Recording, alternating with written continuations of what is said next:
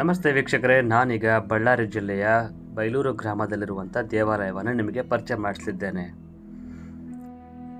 ವೀಕ್ಷಕರೇ, ಈಗ ನೀವು ನೋಡ್ತಿರುವಂಥ ದೇವಾಲಯ ಬಸವೇಶ್ವರ ದೇಗುಲ. ಬಸವೇಶ್ವರ ದೇಗುಲದ ಎಡಬದಿಯಲ್ಲಿರುವಂಥ ದೇವಾಲಯ ದ್ಯಾವಮ್ಮನ ಗುಡಿ. ಈ ಪ್ರದೇಶವು ಬೈಲೂರು ಗ್ರಾಮದ ಅಗಸೆಯ ಬಳಿ ಇದೆ. ಈ ದೇಗುಲವು ತುಂಬ ಪ್ರಸಿದ್ಧಿಯನ್ನು ಪಡೆದಂಥ ದೇವಾಲಯವಾಗಿದೆ. ಈಗ ನಾನು ಯಾಕೆ ಈ ಒಂದು ದೇವಸ್ಥಾನವನ್ನು ನಿಮಗೆ ಪರಿಚಯ ಮಾಡಿಸ್ತಾ ಇದ್ದೀನಿ ಅಂತಂದರೆ, ಇಲ್ಲಿ ಒಂದು ಶಾಸನವಿದೆ. ಆ ಶಾಸನದಲ್ಲಿರುವಂಥ ಮಾಹಿತಿ ಏನು ಅನ್ನೋದನ್ನು ತಿಳಿದುಕೊಳ್ಳೋಣ.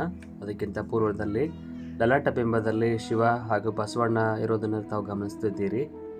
ಒಳಗಡೆ ಬಸವಣ್ಣ ಉಳಿದಂತೆ ಇನ್ನುಳಿದ ಮೂರ್ತಿಗಳು ಇದ್ದಾವೆ, ದೇವರ ವಿಗ್ರಹಗಳು.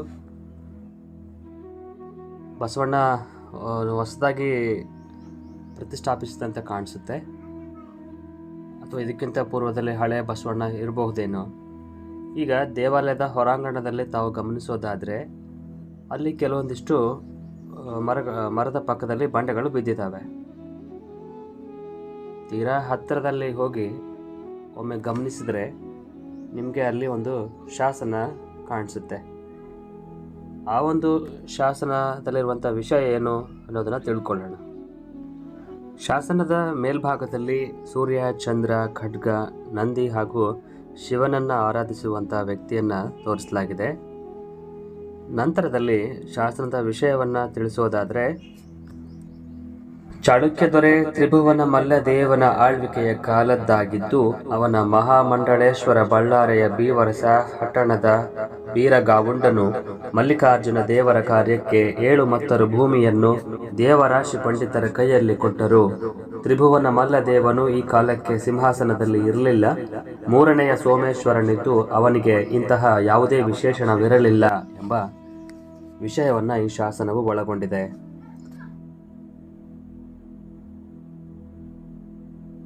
ಈ ಒಂದು ಶಾಸನವನ್ನು ತುಂಬ ರಕ್ಷಿಸುವ ಅವಶ್ಯಕತೆ ಇದ್ದು, ಈ ಶಾಸನದ ಮುಖಾಂತರ ಈ ಒಂದು ಬೈಲೂರು ಗ್ರಾಮದ ಚರಿತ್ರೆಯನ್ನು ಅರಿತುಕೊಳ್ಳೋದಕ್ಕೆ ತುಂಬ ಉಪಯುಕ್ತವಾಗಿರುವಂಥದ್ದು. ಈ ದೇಗುಲದ ಮುಂಬದಿಯಲ್ಲಿ, ಅಂದರೆ ಈ ಒಂದು ಬಸವೇಶ್ವರ ಗುಡಿ ಮುಂಬದಿಯಲ್ಲಿ ಆಂಜನೇಯನ ಗುಡಿ ಕೂಡ ಇದೆ. ಅಂದರೆ 3 ದೇವಾಲಯಗಳು ಒಂದೇ ಪ್ರದೇಶದಲ್ಲಿ ನಿಮಗೆ ಕಾಣಸಿಗ್ತವೆ. ಒಮ್ಮೆ ನೀವು ಈ ಒಂದು ಬೈಲೂರು ಗ್ರಾಮಕ್ಕೆ ಬಂದಿದ್ದೆ ಆದರೆ ಈ 3 ದೇವಾಲಯಗಳನ್ನು ತಾವು ದರ್ಶಿಸುತ್ತೀರಿ ಎಂದು ಭಾವಿಸುತ್ತೇನೆ. ಈ ಪ್ರದೇಶಕ್ಕೆ ತಾವು ಬರಬೇಕಾದಾಗ, ಅಂದರೆ ಬೈಲೂರಿನಲ್ಲಿ ಯಾರನ್ನಾದರೂ ಕೇಳಿ ಇಲ್ಲಿ ಬಸವಣ್ಣನ ಗುಡಿ ಎಲ್ಲಿ ಬರುತ್ತೆ ಅಂತ ತಿಳಿಸ್ತಾರೆ. ಆ ಒಂದು ಪ್ರದೇಶಕ್ಕೆ ತಾವು ಸುಲಭವಾಗಿ ಭೇಟಿ ನೀಡ್ಬೋದು. ತುಂಬ ಅಂತರ, ಒಂದು 200 ಮೀಟರ್ ಅಥವಾ 300 ಮೀಟರ್ನಲ್ಲಿ ನಿಮಗೆ ಈ ದೇವಸ್ಥಾನ ಸಿಗುತ್ತೆ. ಮತ್ತು ಮುಂದಿನ ವಿಡಿಯೋದಲ್ಲಿ ಮತ್ತೆ ಹೊಸ ಸ್ಥಳವನ್ನು ಭೇಟಿ ಮಾಡ್ಕೊಳ್ಳೋಣ. ಅಲ್ಲಿವರೆಗೂ ನಮಸ್ಕಾರ, ಧನ್ಯವಾದಗಳು.